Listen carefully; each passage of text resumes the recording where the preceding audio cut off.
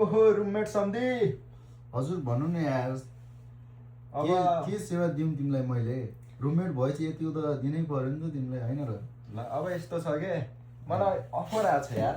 कस्तो अफर? मलाई मेरो एक्सले भेटौँ प्याचअप गरौँ भनिरहेको छ। ए बा, त्यस्तो नै अफर आउँछ र? मलाई त अहिलेसम्म आएको छैन नि त। अनि अफर त आयो कि एउटा दोधार पनि छ। कस्तो दोधार भन न, त्यो त सल्भ भइहाल्छ नि। मैले फेरि हिजो भर्खर 2टा केटी सेट गरेको छु क्या, तिनीहरूलाई पनि धोका दिन सक्दिनँ यार। ए तिमी त बोका हो कि के हो यार, जता पनि केटी नै केटी खुलाउने, हाम्रो एउटा पनि छैन। अब यस्तो छ, अब जाम कि नजाम, कता जाम भन्नु त?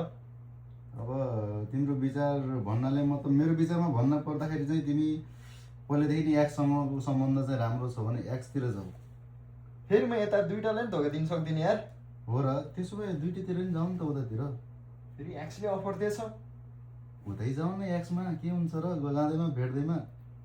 कुरो त ठिक हो, तर फेरि यहाँ 2टा पनि त फेरि छोड्नु सक्दिनँ। यार कस्तो कुरा गरेको यार, कहिले यता जान्छु कहिले उता जान्छु भने एउटाकोमा गयो भइहाल्यो नि त। कि सुन्नु न, कि मै जाउँ त एक्समा?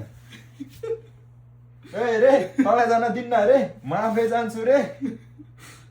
होइन कि मै जान्छु कि, मेरो त एउटा पनि छैन क्या, तिम्रोमा त तिनवटा छ कि। ओए रे तँलाई दिन्न रे, 3टै म लान्छु रे। कस्तो रहेछ यार। सक्यो। के हो के